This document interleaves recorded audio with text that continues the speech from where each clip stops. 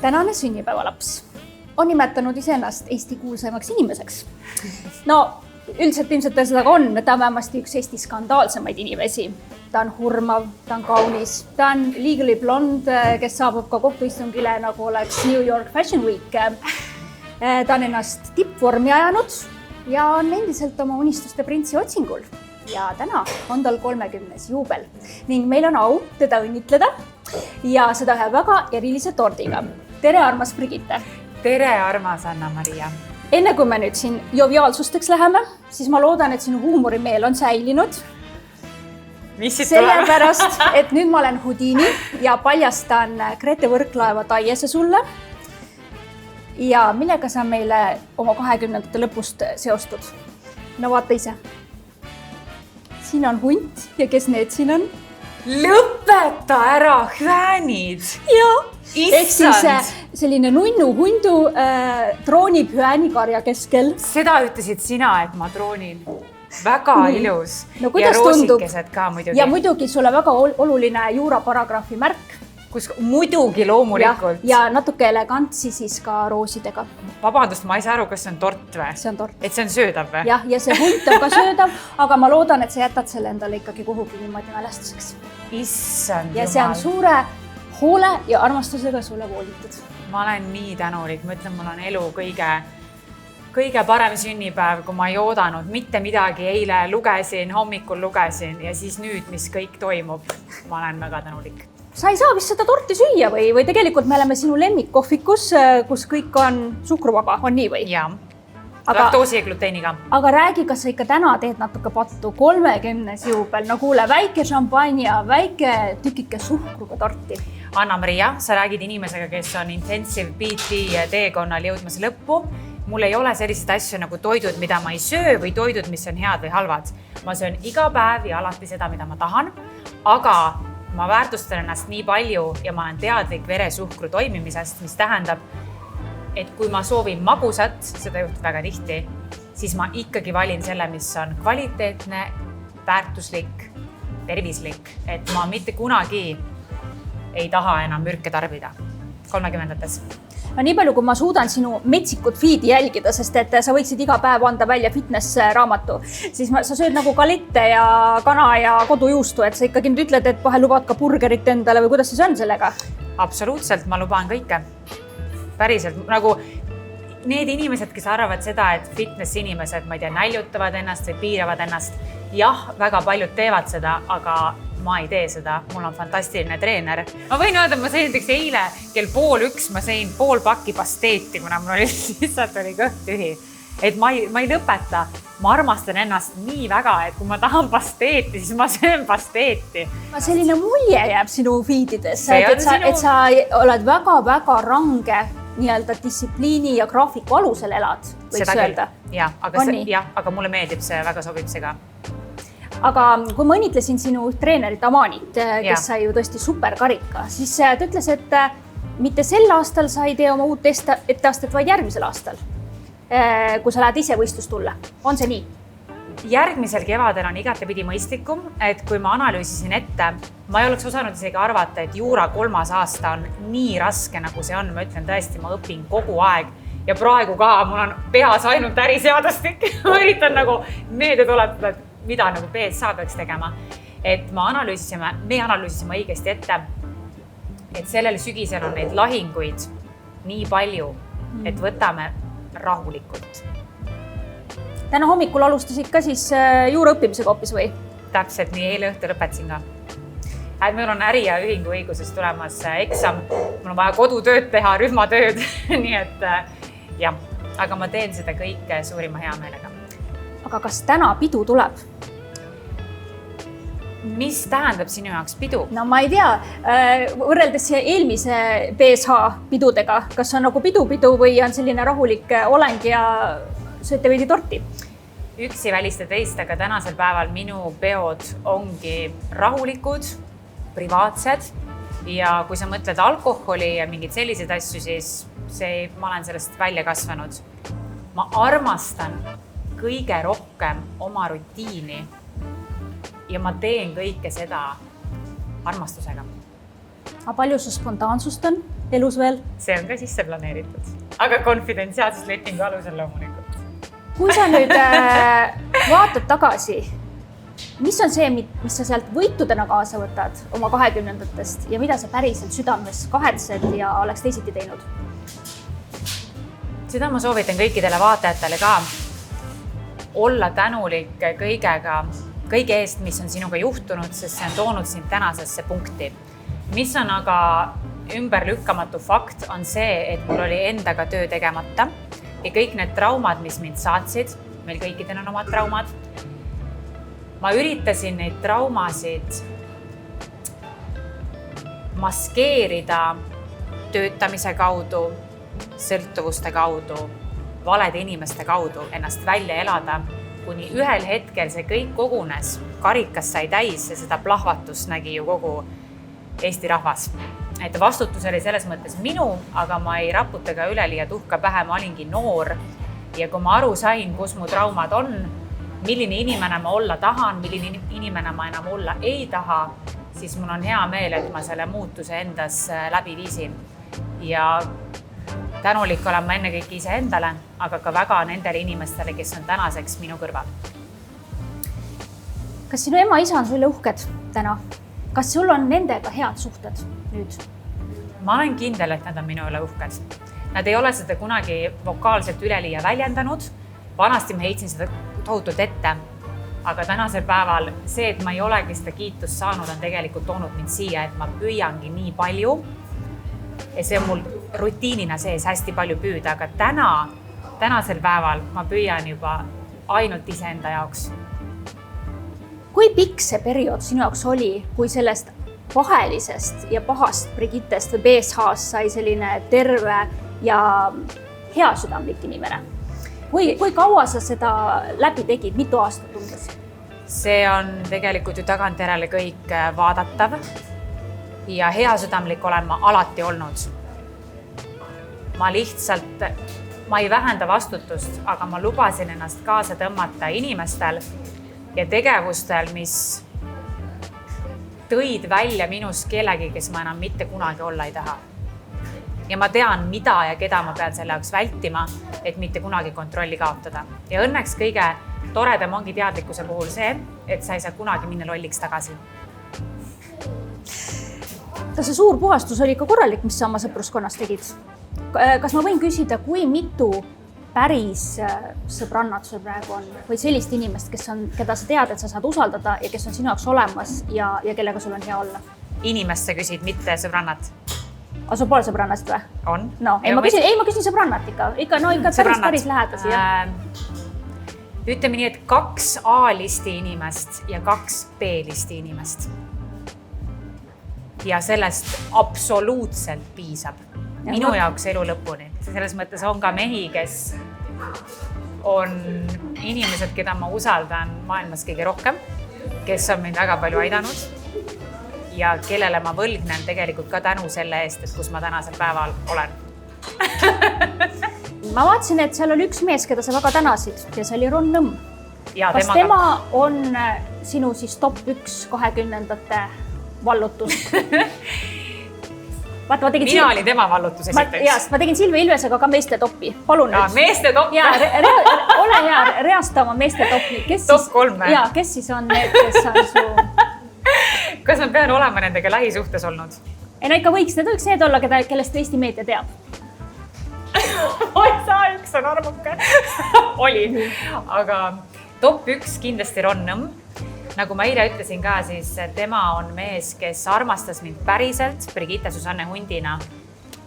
Niivõrd kuivõrd omakasupüüdlikult üldse inimene objektiivselt on võimeline armastama. Temaga koos mul oli turvatunne, nii lõbus, nii põnev. Ta aitas mind mu isiklikke probleeme lahendada, tegi minust parema ärinaise, me siiamaani saame väga hästi läbi, suhtleme vahepeal. Et 20-ndates kindlasti ma olen talle äärmiselt tänulik. Siis kellele veel? Üks mees, kes tänu kellele ma kindlasti olen täna siin, kus ma olen. Ja ma loodan, ma ei küll vaatab seda intekat.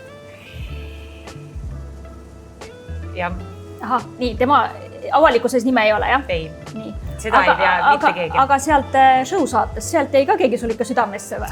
Tantsud tähtedega saatest loomulikult. Ei, aga ma mõtlen sellest teisest saatest. Loomulikult ta jäi mulle meelde. Kumb neist top 2? Ei, seal oli ikkagi selgelt üks top 1. Ja teate, mis on veel võimsam kui Eesti Vabariigi seadused või ka meie siduvad välislepingud, on karmaseadused. Need on kõige kõrgemad. Ma loodan, et ta on sama teadlik seadustes kui mina. Kui ei ole, siis küll selgeks saab. See on ju minu komme. Inimesed, kes seadust ei tunne, teen selgeks.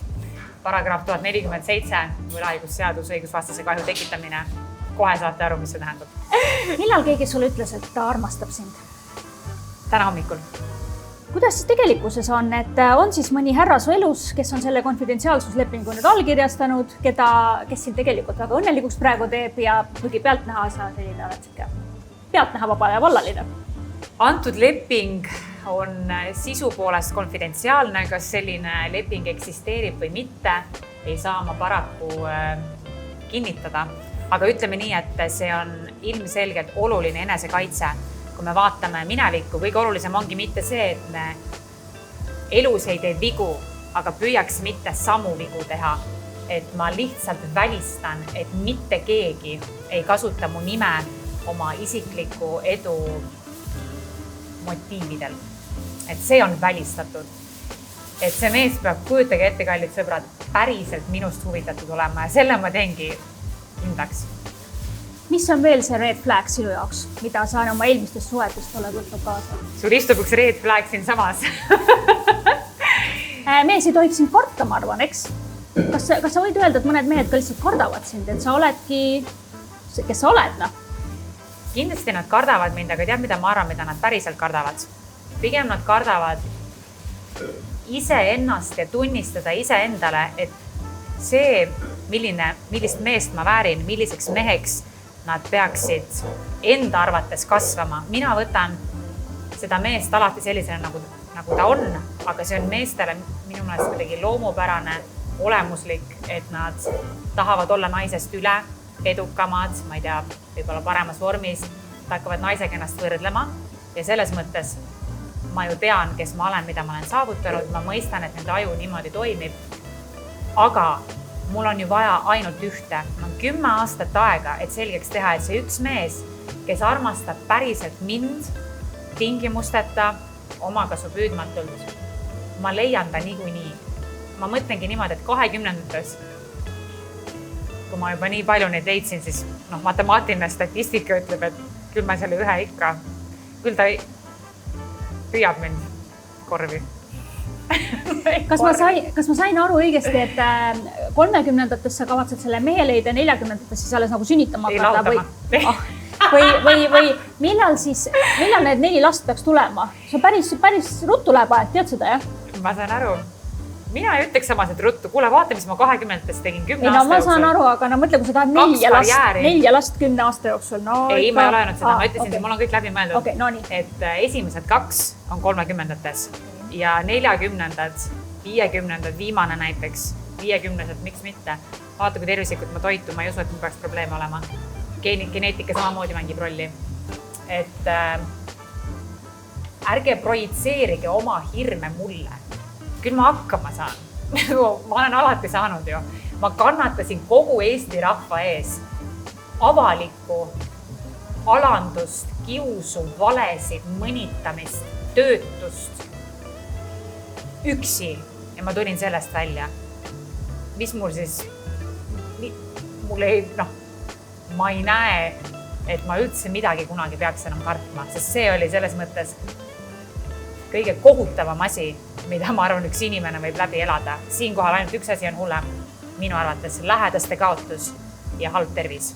Et õnneks ma sain pidama, et tervis ei saanud niivõrd kahjustada. Mida aeg edasi, seda kõrgem tipp. Minu jaoks lihtsalt mingi suvaline meedia tähelepanu, omal ajal fantastiline. Ma olen punasel vaibal juua täis. Kus see ägedus on? Nüüd järgmise 10 jooksul ma hakkan inimesi kaitsma oma aju kaudu. Ma tahan poliitikasse minna. mis tippudest me siis räägime, et ma olin lihtsalt mingi seksikas pihv, kes oskas juua ja samasuguste inimestega teisi raha eest mõnitada, kas see on siis mingi tipp? Minu jaoks tänasel päeval enam ei ole. Ma olen neile isiklikult andestanud, mis ei välista avalikku vastutust. Ja 30. septembril on kohtuistung ühe hööniga. Jah. Aga kas ma võin ikkagi küsida, et inimestele on natuke jäänud selgusetuks, et kuigi sa oled väga palju seda põhjendanud, miks sa nii palju tahad protsessida? Kas see on osa sinu praktikast? Kindlasti on see osa minu praktikast, aga kui me näeme ühiskonnas vägivalda või tajume ühiskonnas vägivalda, nii mitmel põhjusel ei peaks seda maha vaikima. Et ma tahan olla eeskuju, et vaata see, et kas kiusajad kiusavad või mitte, nad on 100% traumeeritud, õnnetud inimesed. See, kuidas me sellele reageerime, me ei pea vastu ründama, küll aga me peame kaitsma oma kodu. Me peame kaitsma Eestit, me peame kaitsma iseennast. Ma olen selles eeskuju. Kas ma võidan või mitte, vahet ei ole. Mina saadan selgelt selle sõnumi, kui sa rikud seadust, siis sellel on tagajärjed. Sa käisid ennustaja juures, jah? Käisin. No mis siis Timmer sulle ladus? Ütles mulle seda, et juura on minu tee. Selgelt kaardid järjest lihtsalt näitasid. Ühesõnaga, kooliga on kõik hästi. Tuleb tööpakkumine, mis pidi olema mõnus, raha tuleb, juhu. Ja suuri kaotuseid ta ei näe. Ja armastuse koha pealt ma nii säran, sest et ma sain Timmeri mitte heakskiidu, ma sain temalt ka ühe hoiatuse, temast hoia eemale, Brigitte. Ma tean, et sa tahad oma isa päästa, aga ole palun ajuga üle. Ja ta ütles mulle midagi, mis eriti tänasel päeval ma saan öelda, et Timmeril oli õigus. No sa ikka näed väga vapustav välja, ütleme niimoodi. Mis see siis nüüd on? -18 kilo on sul, jah? Kõik on jäänud püsima eelmisest aastast, mitte mingeid muutuseid pole. Pigem on läinud selga, on läinud laiemaks ja fitness koha pealt ongi. Natukene kasvatame selga, tuharat ja minu jaoks on vormi hoidmine äärmiselt lihtne. Ma näinud ka seda, paks olla ja haige olla oli raske. Ja mis oma näoga siis teinud oled? Pealt näha tundub, et nagu kõik on loomulik. On ikka või? Minu arust sa käid nii palju kõikides protseduurides, et ma ei jõua seal feedist ära lugeda, et siia möksi, sinna möksi, no okei, ja on näha, see toimib ka, aga kas sa väidad, et kui sa seda kõike enda tohutut hoolitsemist ei teeks, siis sa juba, ma ei tea, näeksid vanem välja või? Kindlasti, 100%. Kui ma ei käiks trennis, ei toituks tervislikult, ei hoolitseks enda eest kõige paremate tehnoloogiate, kõige paremate kosmeetikavahendite kaudu, kindlasti oleks seda mu välimuses näha. Ja ütleme nii, et kui ma 3 aastat tagasi, ma hoolitsesin ka enda eest, eks ju, aga mul oli nii ebatervislik elustiil, et nina oli jube lai, eks ju. Aga kuidas sa selle nina kitsamaks said? See ei lähe ju rasv sealt ära. Vaata, siin on, näokuju muutub küll, kui rasv läheb ära. Aga ütleme nii, et ma olin paistes ja minu arust, või isegi ma ütlen minu arust, ma olen praegu kõige ilusam, mis ma olnud olen, päriselt. Tead, mis on kõige kuulsam koss su kohta viimane? Ja. Et sa elad emaga nüüd. Ei ela, jah? Ei. Inimesed on nüüd millegi pärast selline mulje, ma ei tea. Mul paluti lihtsalt küsida. Kui keegi on seda väitnud, siis ütleme nii, et ebaõigete faktiväidete avaldamine on Eesti Vabariigi õigusruumis sanktsioneeritav. See on ainus, mida ma ütlen. Sa ei mõtlesid, et sa ei ela emaga, nii et mulle piisab sellest. Jah. Aga mis sa siis võtad kokku? Mis on BSH või Brigitte Susanne Hundi õnnevalemiks? Minu õnnevalem on kindlasti heade asjade poole pealt tervislik toit, sport, eneseareng.